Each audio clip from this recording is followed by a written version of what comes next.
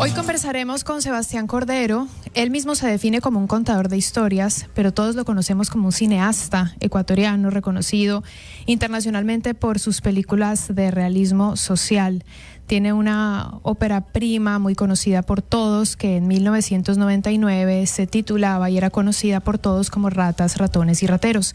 Y justamente el aniversario de esa película, entre otras producciones que tiene también, este aniversario hizo que se pudieran unir dos proyectos o dos personas interesantes para lanzar este primer largometraje documental que recoge conversaciones entre Sebastián Cordero e Iván Vallejo.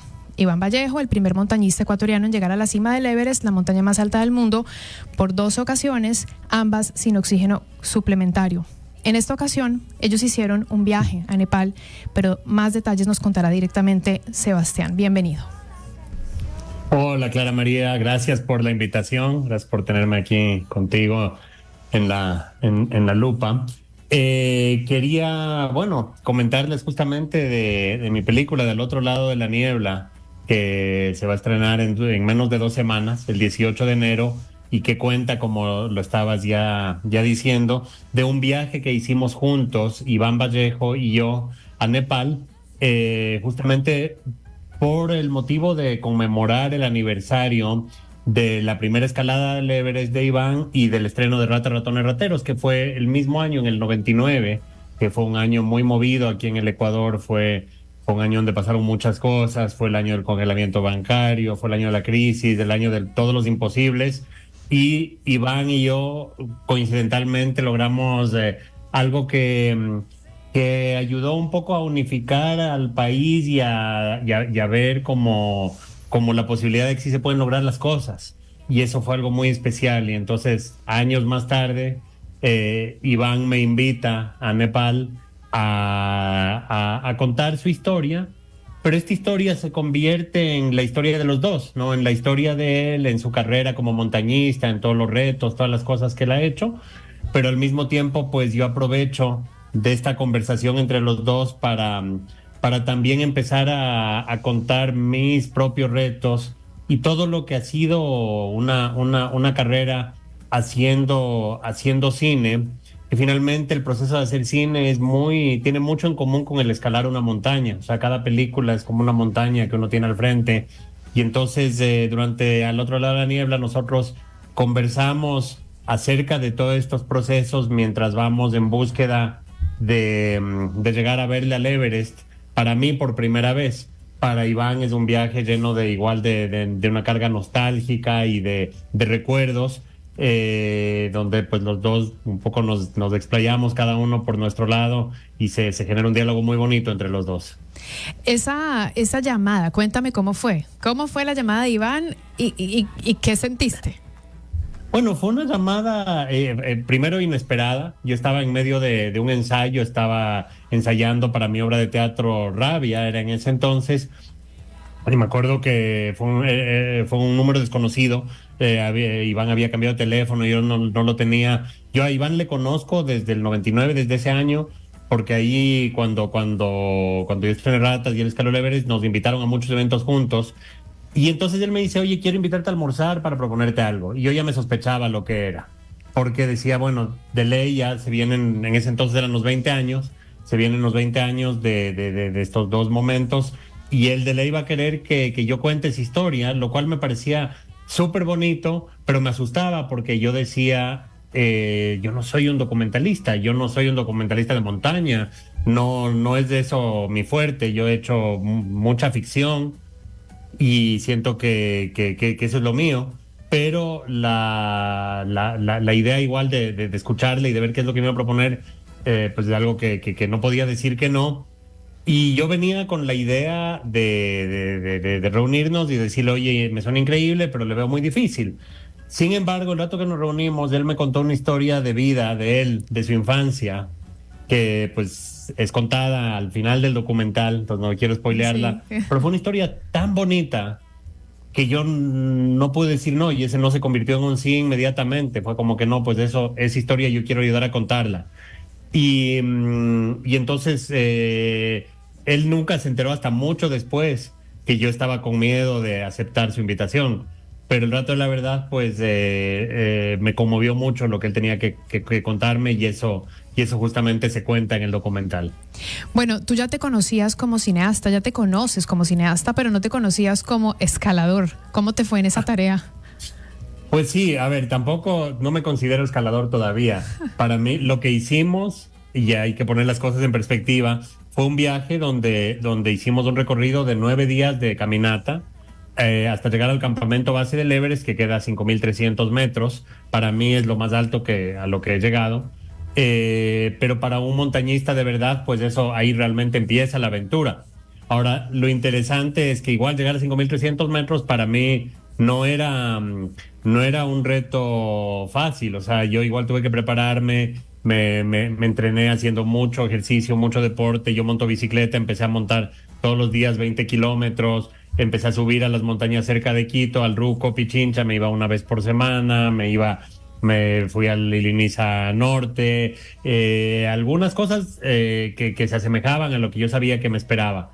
Pero, pero de ahí yo no me considero todavía montañista, o sea, lo difícil que ya es el tema del glaciar y ya empezar a escalar en altura, pues yo me detuve un poquito antes de empezar eso. Ahora me fascina la montaña y las historias de montaña son increíbles. La montaña es una gran metáfora para todo, una metáfora de vida, metáfora de proyectos, metáfora de los retos que nos ponemos.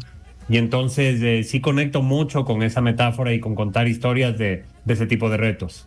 Sí, sí vi en tu última frase del tráiler que te preocupaba mucho parecer un libro de autoayuda, pero lo conecté mucho con la posibilidad que te proporciona la naturaleza y la inmensidad de este seguramente paisaje que tenías hacia mirar hacia adentro, que no es un tema de autoayuda, sí, es más un tema de autorreflexión y de filosofar, porque son esos espacios en los que tú dices, bueno, aquí están mis nuevas preguntas y dónde están las respuestas.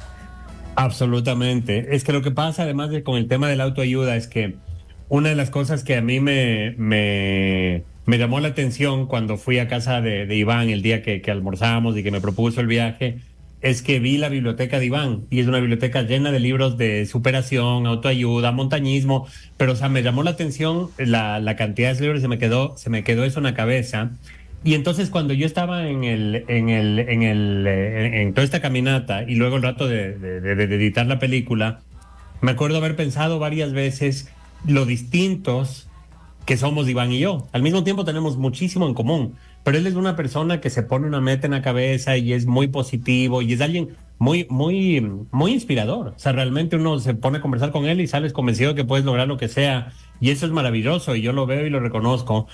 Pero es muy distinto a mi personalidad, que yo en cambio soy lleno de dudas. Yo todo el rato estoy cuestionándome el porqué de las cosas, si estoy tomando la decisión correcta, si voy a lograr tal cosa, y soy muy escéptico. Entonces me acuerdo que yo en algún momento con el editor de la película, José Cardoso, yo le contaba un poco entre chiste y chiste, le decía, oye, pero hay que tener cuidado porque me encanta lo que estamos contando, pero hay que tener cuidado de no caer en lo que sería un póster de autoayuda. Sí. Y me acuerdo que tanto él como yo nos quedamos viendo y fue como que es una gran frase, eso deberíamos utilizar en la película porque de verdad ese era uno de mis miedos. Yo quería contar una historia que para mí fue muy inspiradora, pero contarla desde la perspectiva de un escéptico. Y eso es lo que le da una dinámica y un cierto conflicto a la película que es muy chévere porque es un escéptico junto con un personaje que realmente es una luz, o sea, que es un guía nato, ¿no?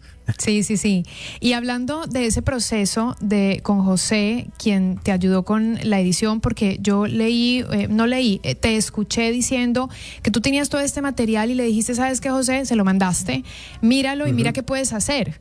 Y que él empezó a armarlo, como a editarlo, y te devolvió algo que no era necesariamente lo que tú tenías en mente. ¿Cómo fue ese proceso y qué tanto te enriqueció a la construcción de la narrativa? Mira, fue interesante porque ese proceso sucedió durante la pandemia. Un momento de mucha introspección, ¿no? Donde todos estábamos encerrados, donde todos estábamos reflexionando acerca de la vida, de nuestras vidas y de lo que nos esperaba.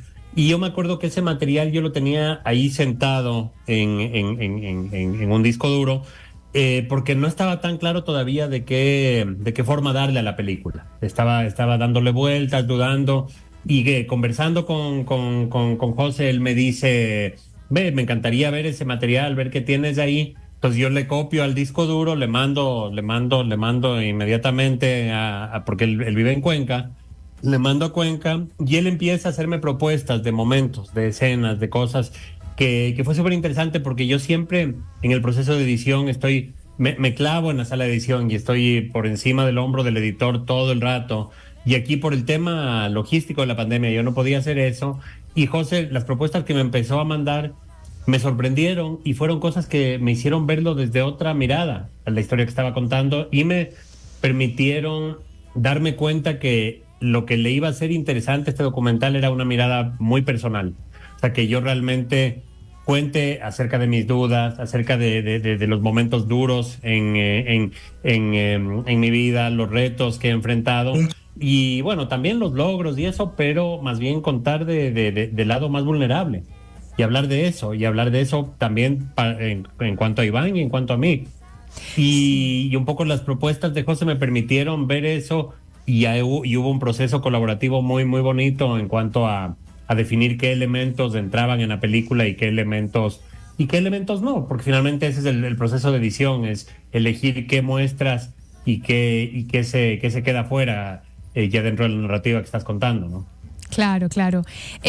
También dentro de todo este proceso, yo te podría preguntar si pensabas que este iba a ser tu primer documental, porque entiendo que también eres admirador del género documental a pesar de que siempre te habías dedicado a la ficción, pero que querías en algún momento llegar ahí.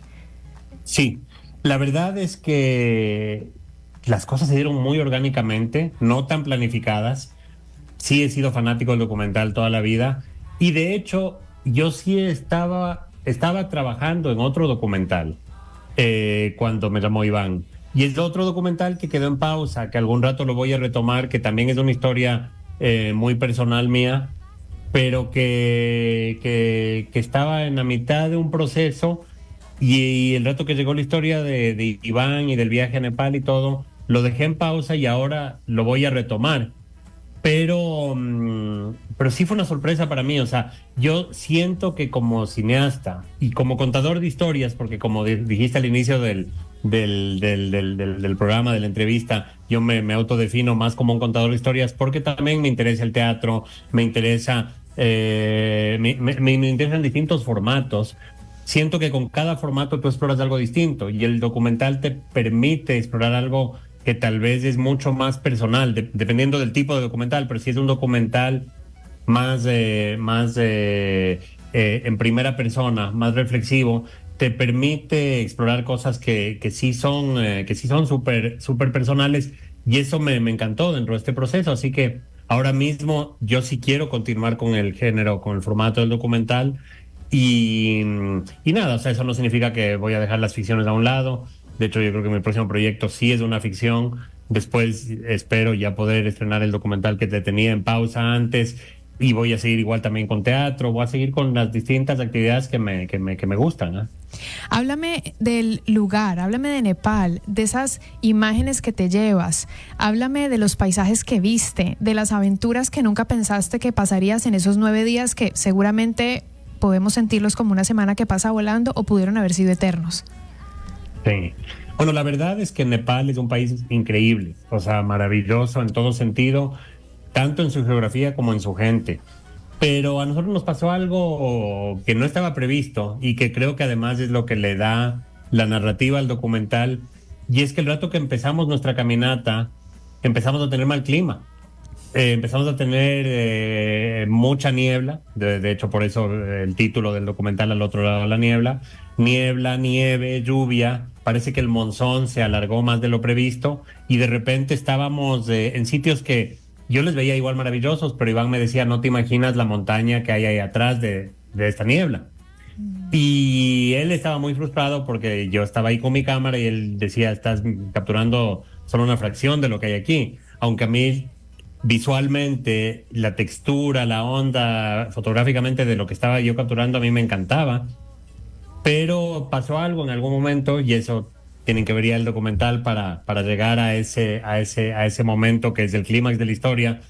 Hubo un momento donde justamente sí se abrió la niebla y fue un momento maravilloso, un momento donde de repente todo hizo sentido y el nivel de paisajes y de lugares y de montañas. O sea, el Himalaya es realmente una cosa como que aquí en los Andes tenemos una geografía maravillosa que nos rodea, pero tú el rato que ves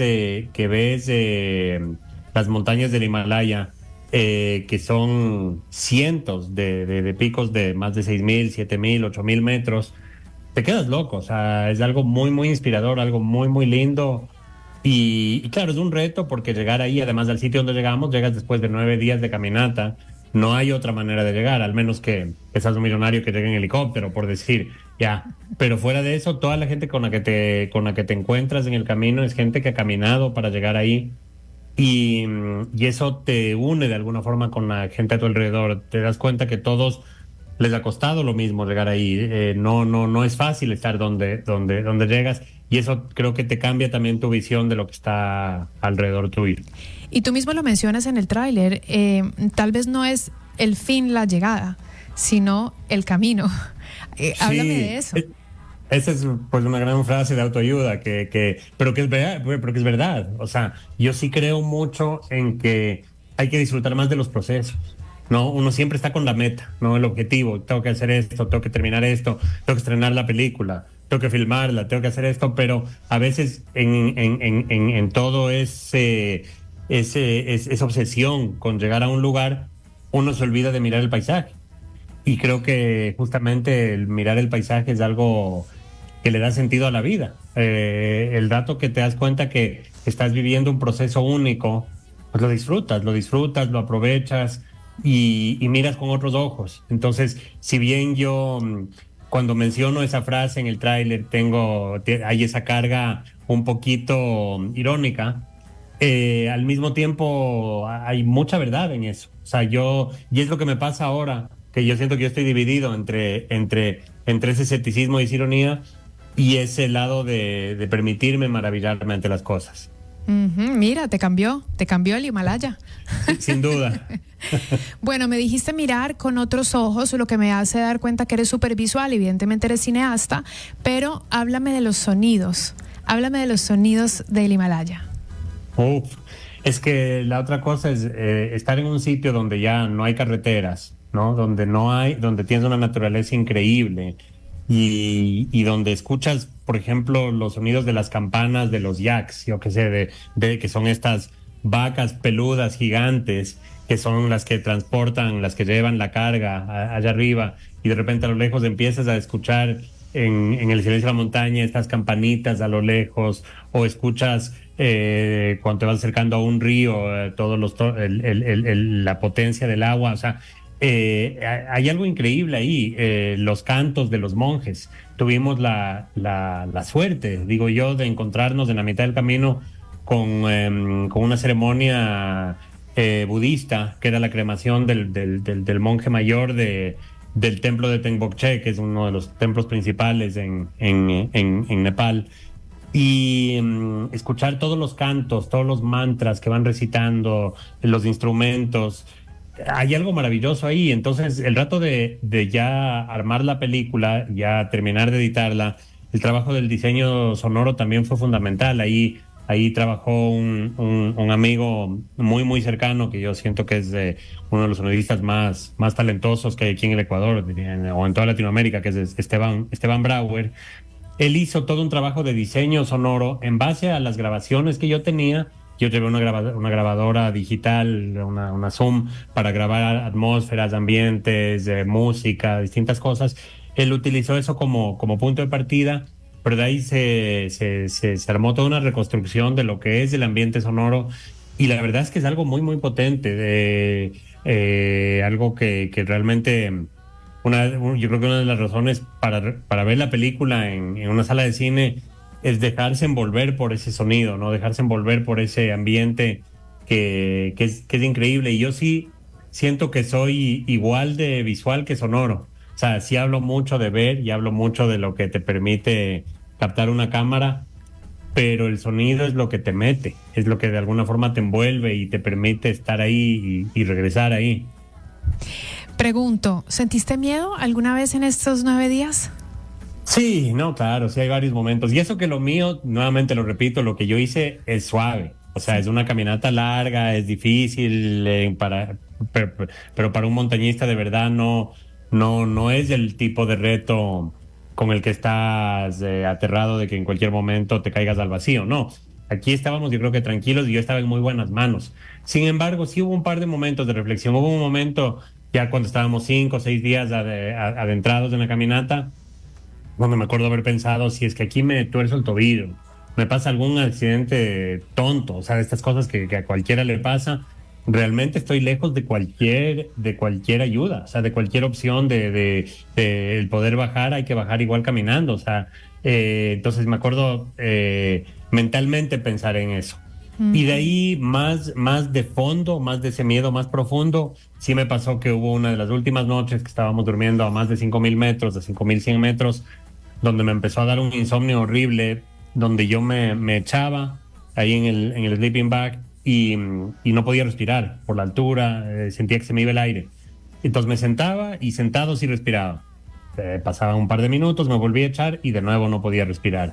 Y esto se fue repitiendo y de repente me entró una angustia muy profunda de que primero qué pasa si se me sigue yendo el aire, o sea, si sigo sin poder respirar, y de ahí también de que al día siguiente y teníamos un día fuerte de caminata, ¿qué va a pasar si no estoy descansado? ¿Qué va a pasar si la cosa se pone más dura? Y ahí me acuerdo, bueno, Iván, que dormía a mi lado, se despertó en la mitad de la noche, se dio cuenta que yo estaba ansioso y él me ayudó a relajarme. Me acuerdo que hicimos unas respiraciones, le sacó unos aceites esenciales, algunas cosas de estas y la verdad es que me ayudó muchísimo y sí pude descansar. Pero esa angustia de sentir que necesitas estar al 100% y que tal vez no lo vas a lograr, sí, sí, claro que estuvo presente. Mm, qué interesante. ¿Cómo nos podríamos quedar conversando muchísimo más rato sobre estos 9 días? Y qué lindas también o ricas las palabras para contar esta experiencia. Y digo las palabras porque nos están escuchando y nos están viendo. Pero la verdad es que la gente tiene que ir a ver Al otro lado de la niebla. Entonces, háblanos de este estreno en los cines ecuatorianos, porque además tú ya estuviste presente en festivales internacionales. A de rasgos, dime cómo te fue. Sí, bueno, la película la presentamos ya primero aquí mismo en Ecuador, dentro de los encuentros del otro cine, los de DOC, que es un festival de documentales increíble que se dio en Quito. Tuvimos varias presentaciones en otros festivales, en Guayafest, en Guayaquil. Hay un festival que se llama Conturñahui, que es en toda la sierra central del Ecuador, en Riobamba, Ambato, que también tuvimos varias presentaciones de ahí. De hecho, ahí ganamos el premio del público, lo cual me dio muchísimo gusto porque sentí que un público, además de la sierra, un público andino, conectó con la película y eso me pareció súper, súper bonito. El Festival de Cine Aventura, que también se presentó en Quito y en Cuenca. Y de ahí internacionalmente presentamos también la película en Alemania, el Festival de Brunswick, y en Chile, el Festival de Cine Nativo de Arica. Y en todos lados ha habido muy buena recepción, la verdad. Me he quedado muy contento con la recepción de la gente, con las reacciones. Y ahora lo que más me interesa en las próximas 2 semanas es preparar todo y acompañarle a la película para ya el 18 de enero, es en menos de 2 semanas, ya presentar la película en todo el país. Y eso también me da mucho gusto que la vamos a presentar pues en Quito, Guayaquil, Manta, Cuenca, Riobamba, Ambato, Portoviejo. Y una cosa adicional que quiero mencionar y que es súper bonita es que la película la finalizamos también en formato 3D o con un tema de tecnología ahorita de inteligencia artificial. Pudimos hacer una conversión de la película a formato 3D. Justo vengo hoy de mañana estaba revisando la copia en 3D y se ve increíble, que es un formato como más inmersivo, ¿no? Que dentro de todos estos paisajes y eso te permite estar más adentro. Entonces la película va a estar en las salas disponibles en los dos formatos, ¿no? En formato 3D y en formato 2D. La verdad a mí me gustan los dos, o sea, el 3D es como más inmersivo, el 2D es como más contemplativo de alguna forma, pero es algo súper especial y tanto Iván como yo queremos igual estarnos dando vueltas por las salas de cine, saludando a la gente, viendo las reacciones, porque se ha vuelto un proyecto súper personal esto, o sea, como que le ha agarrado un cariño muy, muy especial y ese contacto con la gente, esa conexión me parece súper importante para que la gente sí sienta lo mismo que estamos tratando de proyectar ahí. Seguramente así va a ser. Al otro lado de la niebla es el primer largometraje de Sebastián Cordero, cineasta, con quien hemos hablado durante estos 30 minutos, una conversación extremadamente rica, cargada de un acompañamiento a tu propio proceso y también admirando lo que tú puedes referir de Iván Vallejo. Creo que esto, como muy bien ustedes lo han planteado, es un diálogo que tendremos que ver en los cines, en las salas de cine, que como Sebastián nos dijo, estamos invitados a ver a partir del 18 de enero. Yo te agradezco muchísimo tu conexión. Por cierto, ¿dónde estás? Ese cuadradito que yo veo ahí significa que estás ¿en dónde? Estoy en mi casa en Tumbaco. En Tumbaco, bueno, no sé si eso ahí ves, pero mucha piedra, mucha naturaleza. Pero mucha piedra, sí, yo vivo al lado del Cañón del Chiche, que es realmente un lugar increíble, o sea, con mucha naturaleza alrededor, sí, subidas y bajadas de Quito intensas con el tráfico, pero ya llego a casa y me desconecto y es el mejor sitio para estar. Increíble. Sebastián, un gusto enorme conversar contigo. Qué bueno que nos presentes este proyecto. Al otro lado de la niebla, ahí estaré, definitivamente. Gracias por estar aquí hoy. Sí, ahí te espero y les espero a todos los que están escuchando este programa, que realmente es un proyecto del cual estoy muy orgulloso. Muy bien, muchísimas gracias. Era Sebastián Cordero quien conversaba con nosotros sobre Al otro lado de la niebla. Recuerden, van a estar ustedes pudiendo ver y disfrutar de manera contemplativa o inmersiva este viaje a Nepal del cineasta y de este también gran montañista.